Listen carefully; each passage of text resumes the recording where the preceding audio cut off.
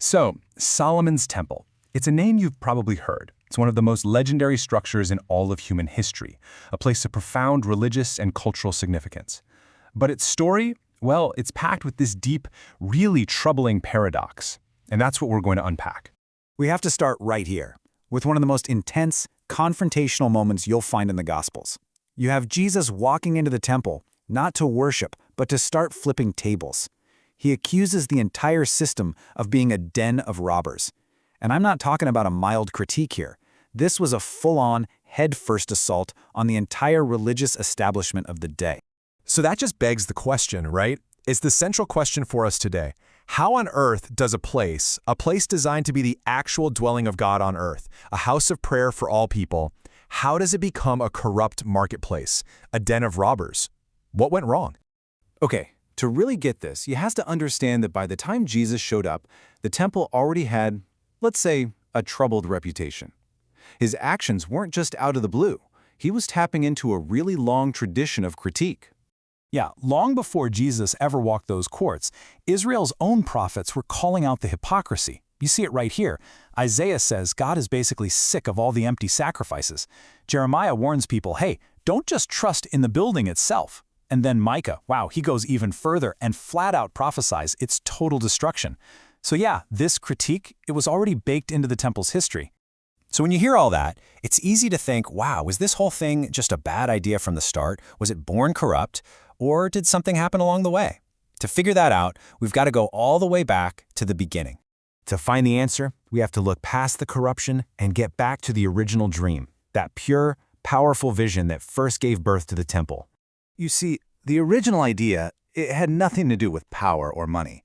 It came from this really deep, really sincere longing. Just try to imagine it. King David, all the people of Israel, they're living in these nice, permanent houses. But the Ark of the Covenant, the literal symbol of God's presence, is still in a tent. A tent, just like it had been for centuries. There was this powerful, gut-level desire to finally give God a worthy, lasting home among them. And look, this wasn't some spur-of-the-moment idea. This was the finish line of an incredibly long and difficult journey. I mean, we're talking about escaping slavery in Egypt, spending a whole generation, 40 years, wandering in the desert, and then centuries of war and fighting just to get a foothold in the land. The temple was meant to be the ultimate symbol that they had finally arrived. It meant peace, stability.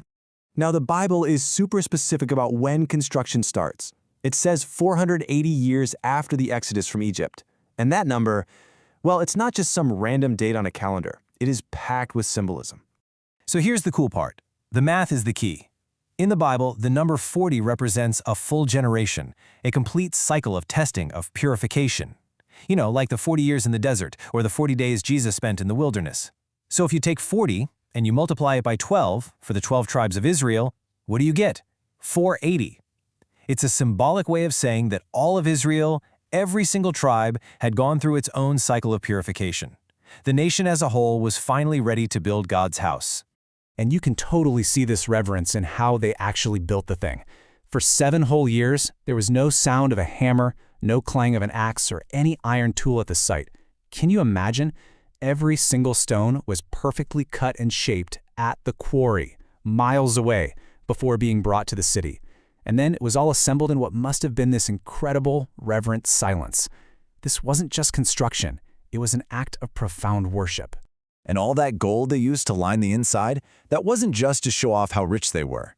Think about it. Gold is a metal that doesn't rust, it doesn't decay. So using it here was like a physical prayer. It was a symbol of their deep desire for an unbreakable and eternal relationship with God. But here's the thing. The real secret of the temple isn't in the gold or the fancy cedar wood. It's not even in the building itself. The deepest meaning, it's in the ground it was built on. You see, the spot they picked, it wasn't for its great views or its military advantage. It was chosen because that exact piece of land was already sacred. It had been consecrated by 2 of the most powerful, most significant encounters between people and God in the entire Bible. And this just perfectly lays out the 2 sides of its foundation.